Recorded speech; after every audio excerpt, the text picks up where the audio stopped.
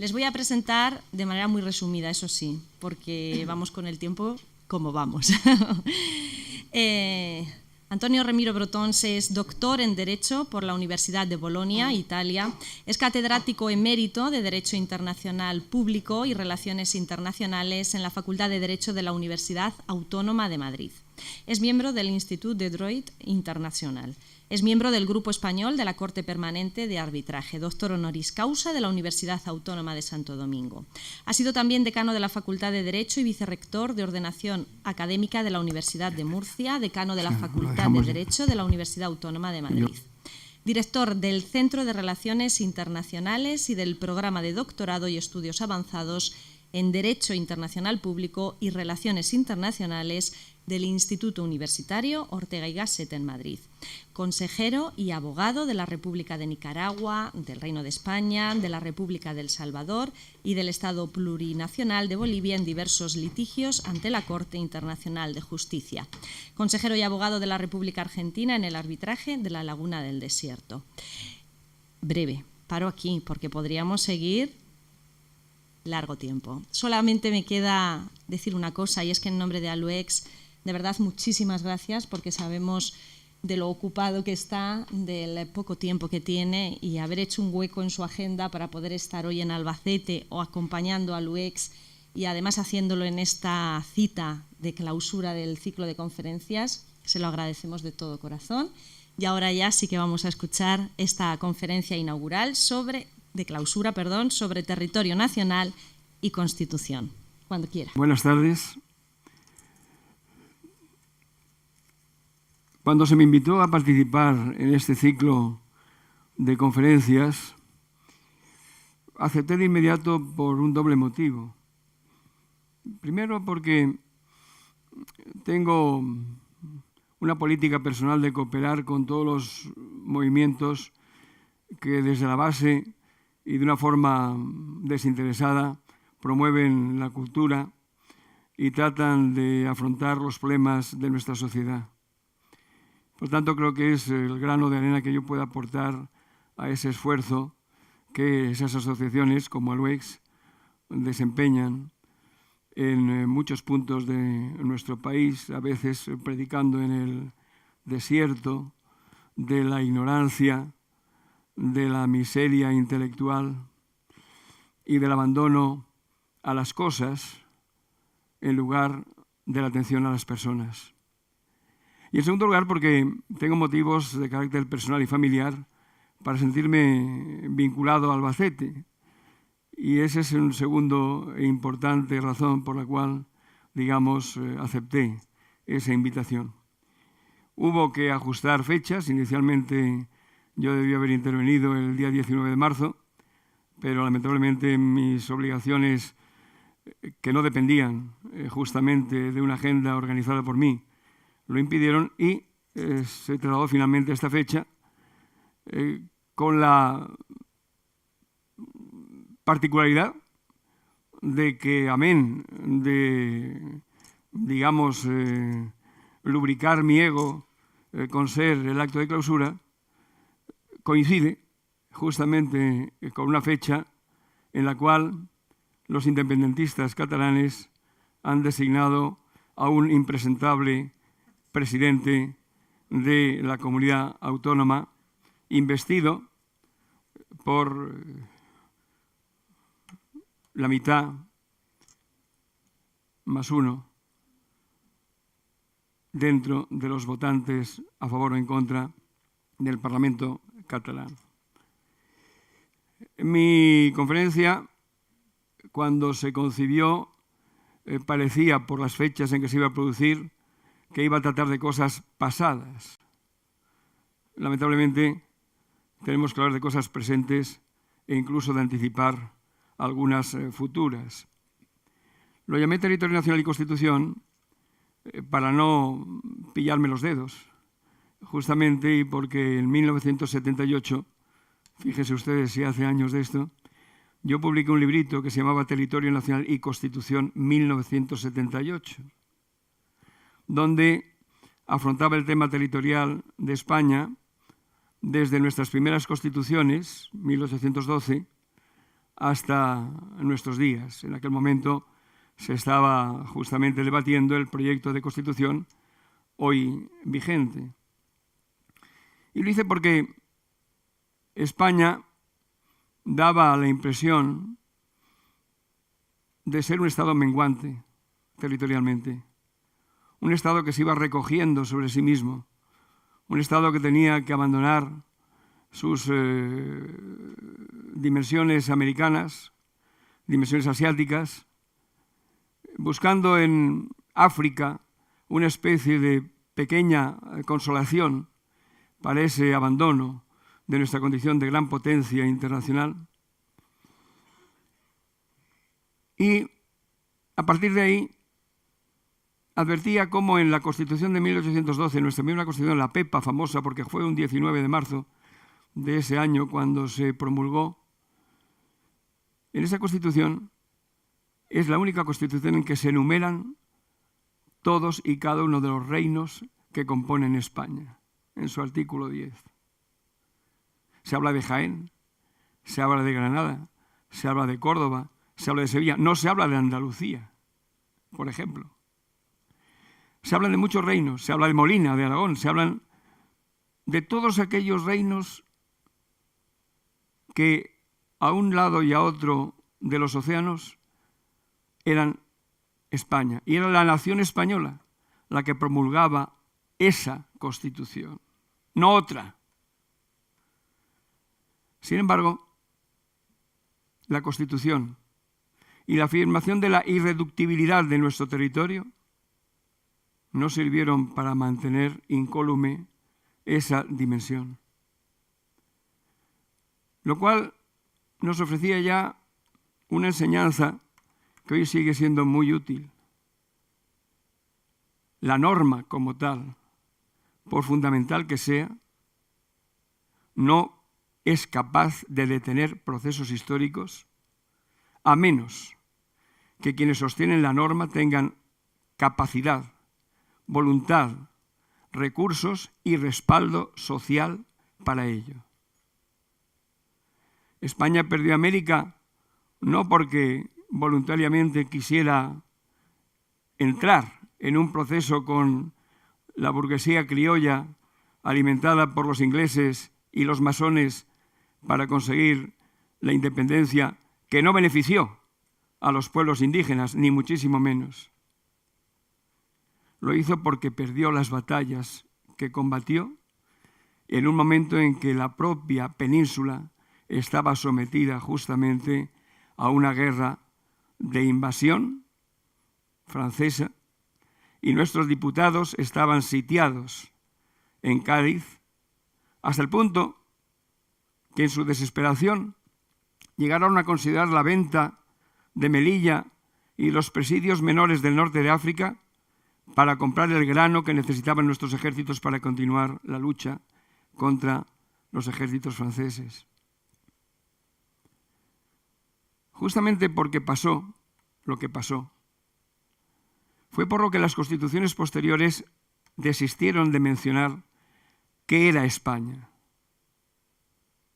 Las constituciones de 1837 en adelante ya no enumeran qué define el territorio español.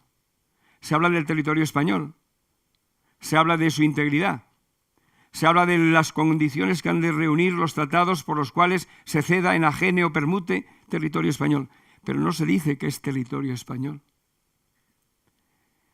Y eso precisamente sirvió en la época del régimen de Franco para justamente deshacerse de Guinea, de Ifni y finalmente también de el Sáhara.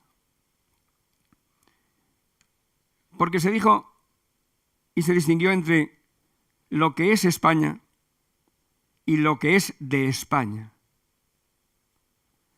Algo es la esencia de lo español y algo diferente es el patrimonio del país. y se dijo Guinea, como Ifni y otros lugares, no son España. Pertenecen a España, están bajo nuestra soberanía o administración, pero no son España. Y uno se podría plantear respecto de las reclamaciones de terceros países sobre partes de nuestro territorio sobre el que tenemos soberanía y jurisdicción, si de ellos también se podrá aplicar en el futuro que son de España, pero que no son España. Me refiero, evidentemente, a las plazas norteafricanas, a los presidios mayores y menores, que, como he indicado en cierto momento, no Ceuta, pero sí Melilla, Vélez de la Gomera, Alhucemas, estuvieron en el mercado para ser vendidas para satisfacer otros intereses nacionales superiores en aquel momento. Pero es que incluso de Ceuta, no a nivel parlamentario, pero sí a nivel doctrinal, el presbítero Acosta de la Torre, en 1869, Joaquín Costa, en 1885, el propio Primo de Rivera, general, habló de entregar Ceuta a cambio de Gibraltar.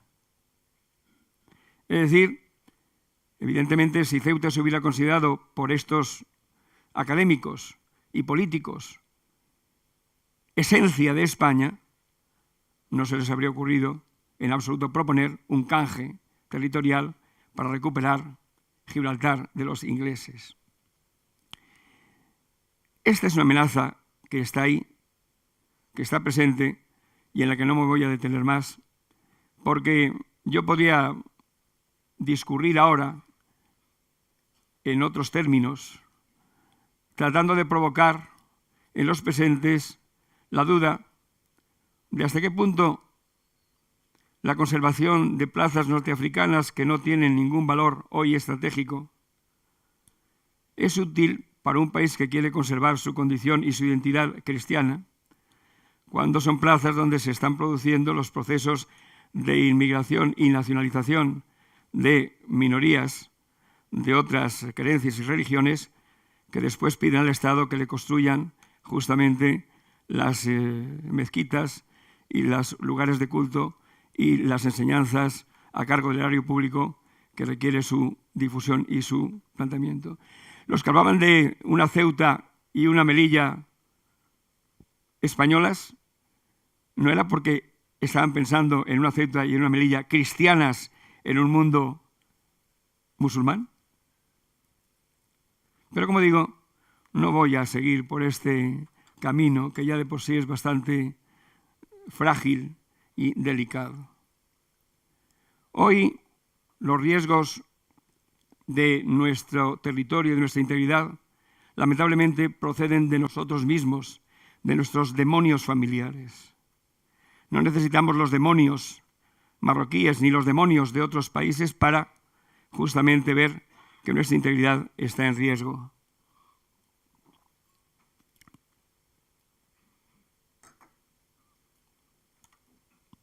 Siempre ha habido problemas en todo nuestro devenir histórico de integración. Por lo tanto, no es una novedad que ahora los padezcamos.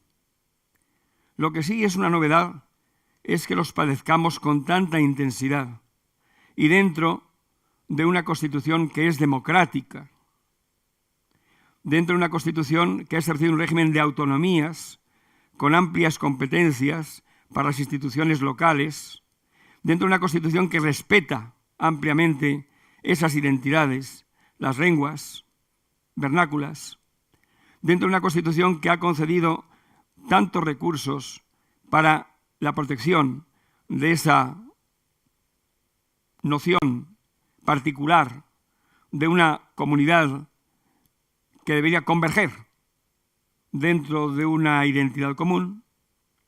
Eso es lo que en este momento resulta más grave. Como tengo un tiempo muy limitado, no me voy a ir por los cerros de Úbeda, sino que voy a bajar de ellos para tocar directamente el asunto catalán hoy. primer lugar, las pretensiones independentistas de grupos políticos catalanes son legítimas en su planteamiento conceptual, pero son delictivas en su aplicación práctica en la medida en que supongan violentar el marco constitucional y autonómico en el que tienen que desenvolverse cualquier expresión de ideas políticas, por disparatadas que puedan parecer o por poco que se puedan compartir. Por tanto, la independencia de Cataluña, si se produce, será un hecho inconstitucional. Pero también es un hecho que no es apoyado por el derecho internacional. Inconstitucional porque el artículo 1.2 de nuestra Constitución nos dice que la soberanía nacional reside en el pueblo español. Y porque el artículo 2 dice que la soberanía se fundamenta en la indisoluble unidad de la nación española, patria común e indivisible. Añadiríamos el artículo 8, donde habla de cuál es la misión de las Fuerzas Armadas, o el artículo relativo a la monarquía, en la cual se dice que el rey es justamente el símbolo de esa unidad. Por otra parte, el derecho internacional no apoya ningún proceso independentista en un Estado democrático. No se reconoce al pueblo de una comunidad territorial dentro de un Estado democrático el derecho a separarse de ese Estado. Por tanto, los independentistas catalanes no tienen ninguna fundamentación para invocar, como invocan en falso a menudo, pactos de Naciones Unidas que, según ellos, les concederían ese derecho. Eso conduce a que realmente lo que ha ocurrido y está ocurriendo en Cataluña es un hecho revolucionario. Alguien llama al golpe de Estado. Yo creo que más que el golpe de Estado es un golpe al Estado. Es un hecho revolucionario. ¿Por qué? Porque un hecho revolucionario es aquello que por definición contraría la ley. La revolución se hace, no se regula. Y no hay revolución sin delito.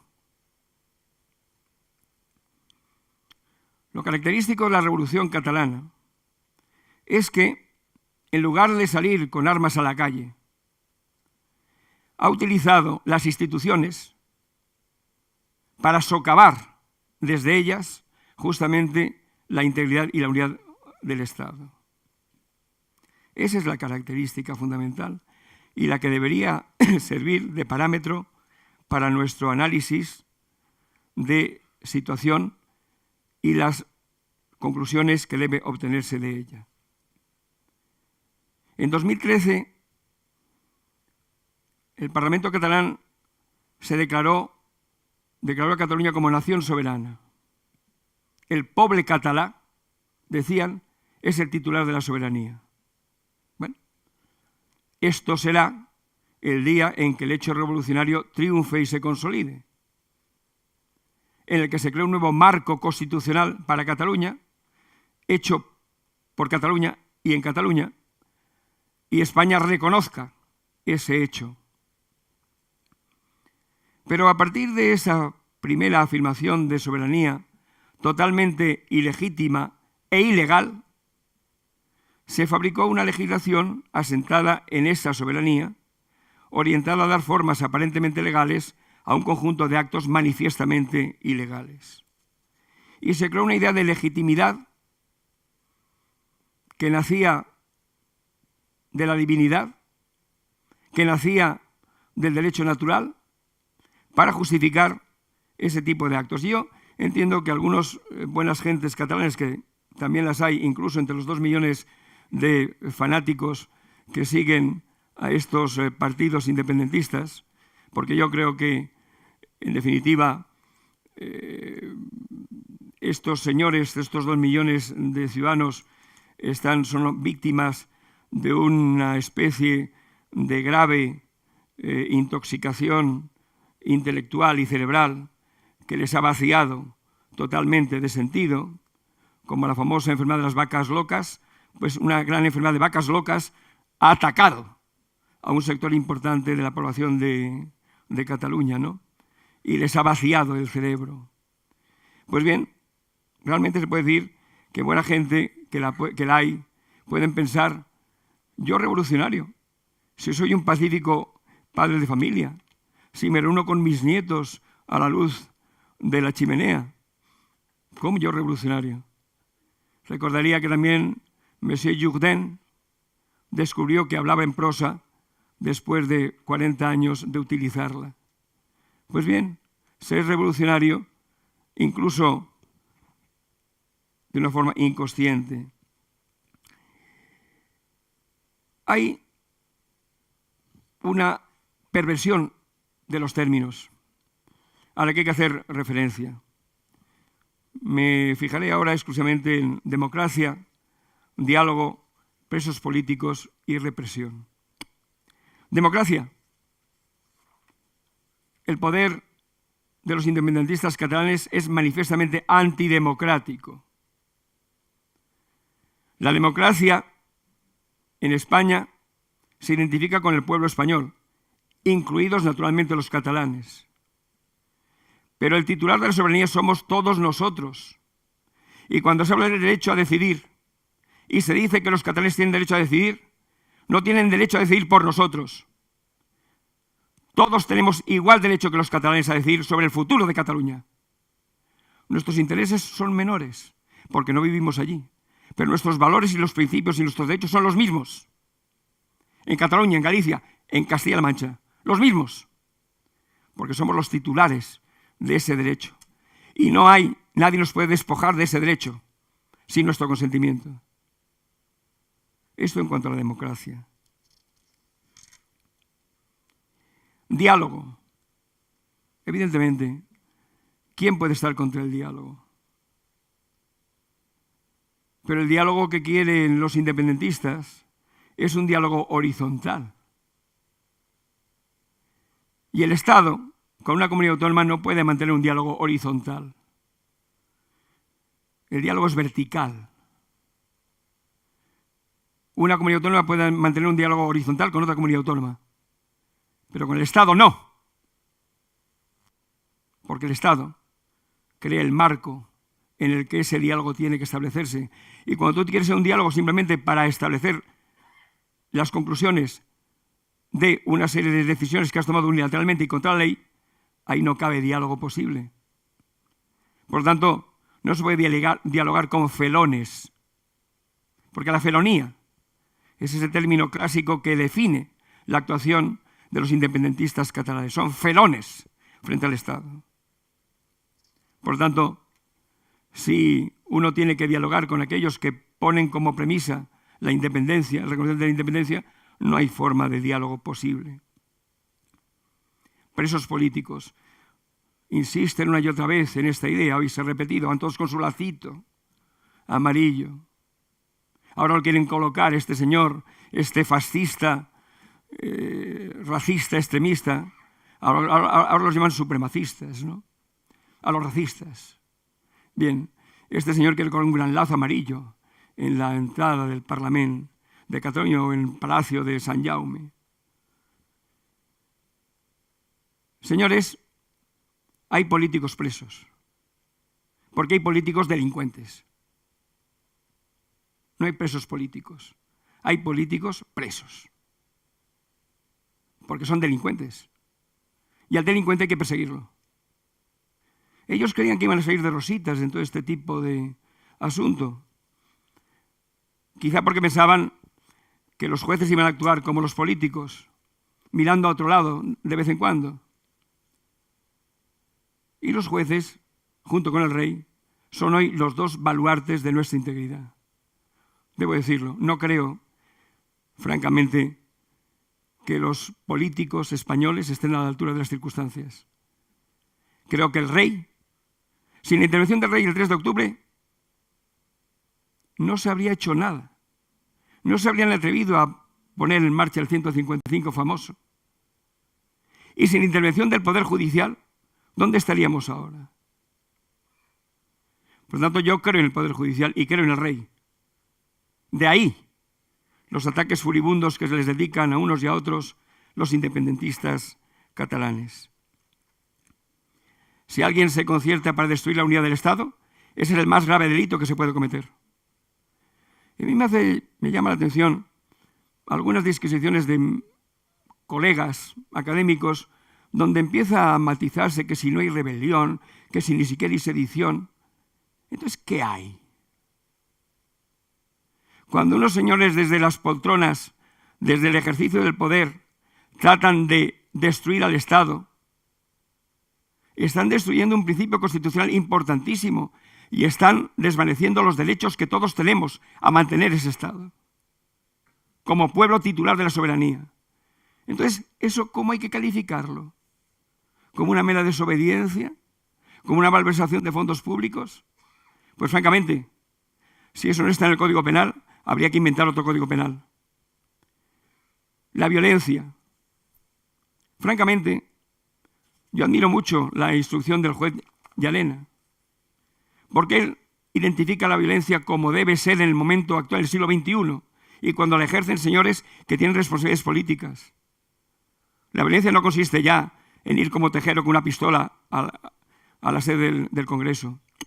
La violencia está cuando estás acosando al prójimo, cuando estás discriminando, cuando no le puedes salir a la calle con libertad, cuando estás poniendo en la puerta de su casa una serie de pinturas como hacían con los judíos en Alemania. Eso es violencia.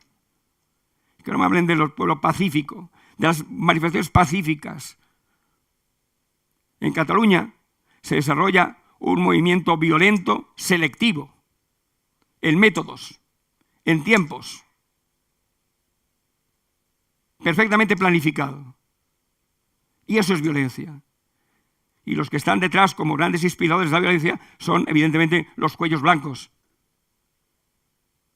Señor Puigdemont, su gobierno, los parlamentarios que le apoyan, esas instituciones sedicentemente de la sociedad civil encuadradas justamente para ese tipo de actividades. O hoy, las juventudes de Arran, la CUP, los comités de defensa de la República.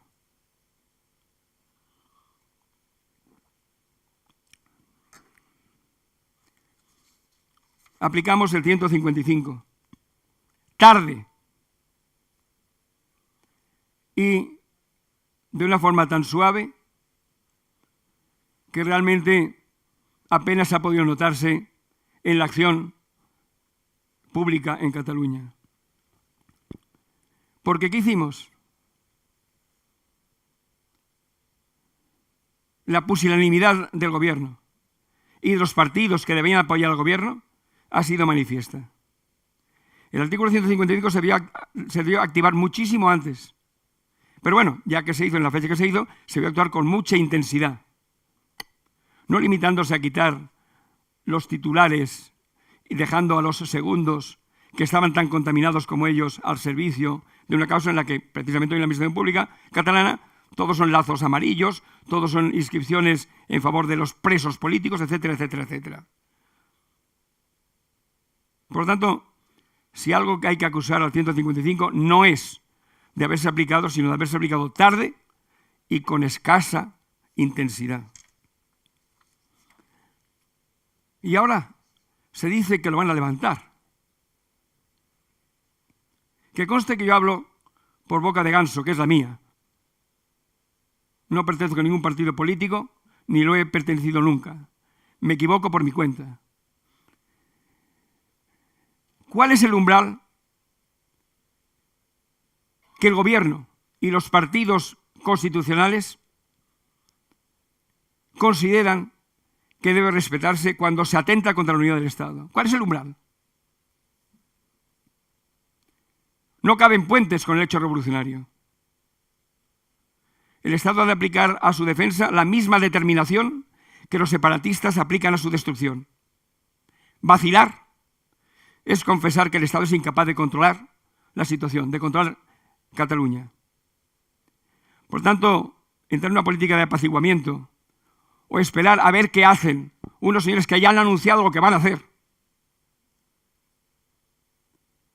implicaría por parte del Estado debilidad y absoluta falta de confianza en sus propias fuerzas para vencer la situación. Y en ese momento estaremos perdidos. no ha de levantarse el 155. Por el contrario. ¿O es que porque hayan elegido una mayoría parlamentaria a un señor que desde la tribuna ha dicho que piensa luchar por la República Catalana, desactivar todas las consecuencias del 155 y seguir adelante en un proceso de destrucción del Estado? Eso, si alguien anunciara en cualquier medio que tiene planes para asesinar a su vecino, es que esperaríamos a que ese señor estuviera enarbolando el puñal para clavarlo al vecino. Entonces decir, en un momento actuamos solamente en un momento. Hombre, hay una cosa, es la prevención del delito. Además, cabe suponer que este señor y su gobierno tendrán que jurar o prometer la Constitución y el Estatuto. Y si no lo hacen, no habrán cumplido realmente, por lo menos formalmente, con los elementos que permitirían al rey firmar luego también su designación. Por tanto, en mi opinión, que sea una cosa dura y difícil, levantar el 155 en las actuales condiciones y con los avisos que hemos recibido hoy y en días pasados sobre lo que piensan hacer este gobierno de Cataluña, es un grave error, una prueba de debilidad, una afirmación de desconfianza sobre tus propias fuerzas para controlar la situación. Porque los elementos en los que se va a basar ese sedicente gobierno de Cataluña nos presentan un futuro muy inquietante. Futuro muy inquietante porque encontramos primero el gobierno catalán, el señor Torra, va a mantener la educación en sus manos. Va a mantener los medios de comunicación en sus manos. Va a recuperar el control de los Mossos de Escuadra. Y va a gesticular todo lo que pueda con una serie de actuaciones cara a la galería que le permitan, manejando a la gente en la calle, el crear situaciones de desórdenes públicos que debidamente fotografiadas permitan en el orden exterior establecer que el gobierno es un gobierno represor. ¿Qué es otro elemento? La represión. Se llama represión en Cataluña por los independentistas a la aplicación de la ley. Eso es represión en Cataluña. Aplicas la ley, eres un represor. Pues bien, y la creación de instituciones paralelas. Iba a decir que los independentistas prostituyen las instituciones autonómicas, pero eso sería decir demasiado favorable a lo que van a hacer, porque en definitiva dentro de la prostitución se cobra y aquí se paga más que se cobra. Es una situación de servidumbre. De servidumbre.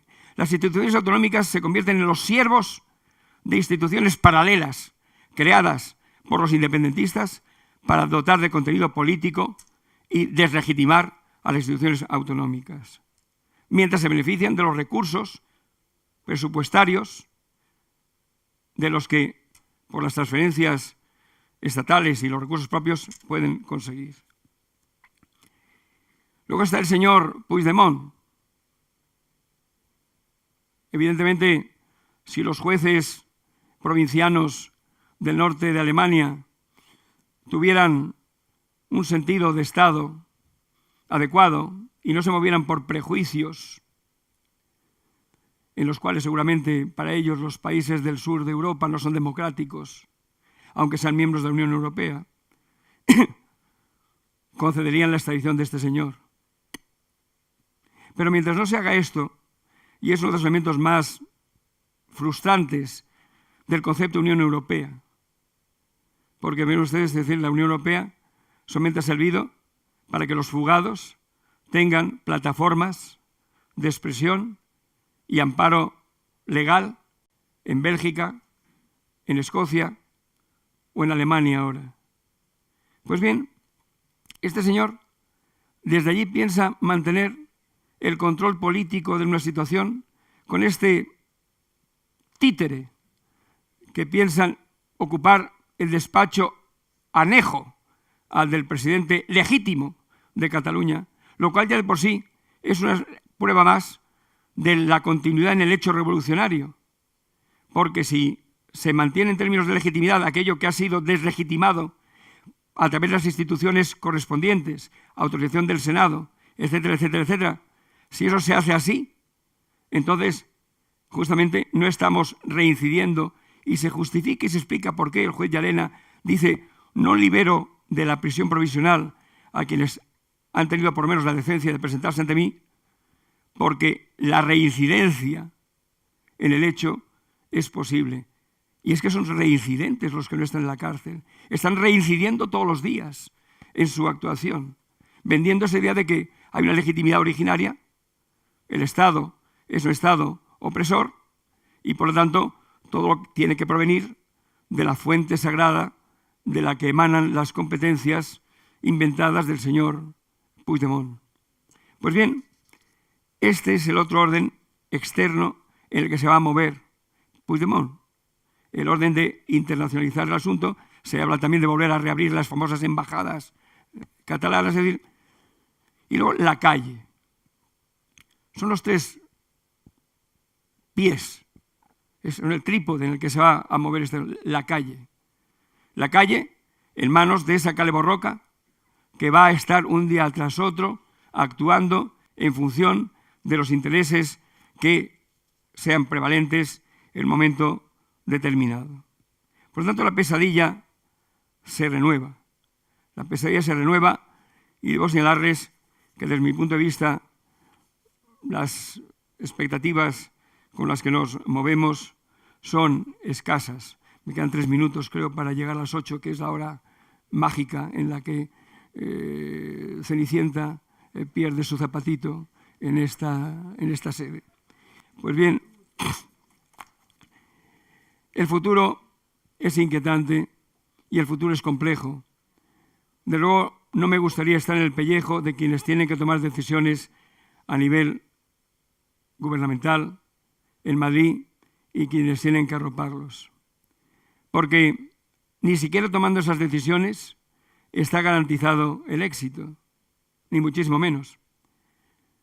Hoy, los independentistas no tienen la fuerza suficiente para hacer efectiva su declaración de independencia. Eso es lo único que les para. Necesitan un tiempo para ir ampliando su base social con los desesperados, con los aburridos, con los fatalistas, y al mismo tiempo necesitan ir dotándose de aquellos recursos que les permiten ocupar las posiciones estratégicas dentro del Estado y los servicios públicos necesarios. La lucha ahora ya es una lucha de poder. Ya ni siquiera es una lucha legal. El derecho ya sabemos lo que dice. Ahora es una lucha de poder entre los independentistas y el Estado. Y si el Estado empieza a ceder en posiciones de poder, estará perdido. Porque cuando los independentistas puedan hacer efectiva su independencia y el Estado esté fuera, al Estado quedará acá la protesta, el no reconocimiento, pero los demás irán reconociendo, irán exigiendo a España que se adecue a esa realidad impuesta. Por tanto, ahora estamos en una lucha de poder a poder. Y quien no conciba situación, o lo califique así, está sumamente equivocado. El Estado tiene que ser fuerte, tiene que ser poderoso, más poderoso que los independentistas, cueste lo que cueste, y sean cuales sean las afirmaciones y las imágenes que se quieran dar de nosotros en esta región. O queremos mantener el Estado unido o aceptamos su destrucción por mantener una buena imagen internacional. Esa es la cuestión. Eso es lo que nos jugamos y desde luego yo espero que aquellos que tienen que tomar las decisiones abandonen esa actitud vacilante y pusilánime que los ha caracterizado hasta ahora, abandonen ese afán de convertir en lucha partidista, en ver quién tiene ventaja o deja de tener para las futuras elecciones y jueguen a Estado, que somos todos nosotros. Muchas gracias. Bueno, muchísimas gracias por esta concisa y clara conferencia, ¿verdad? Yo creo que ha dejado los conceptos muy claros. Además, le agradecemos pues, que haya conseguido reducir esa conferencia por el tiempo que teníamos y lo ha hecho mucho, así que también se lo agradecemos. Y vamos a pedir a Carmen de nuevo, a la presidenta de ALUEC, que nos acompañe en este escenario. Sí. Ahí es esto. Un detalle también con el que agradece la visita del conferenciante.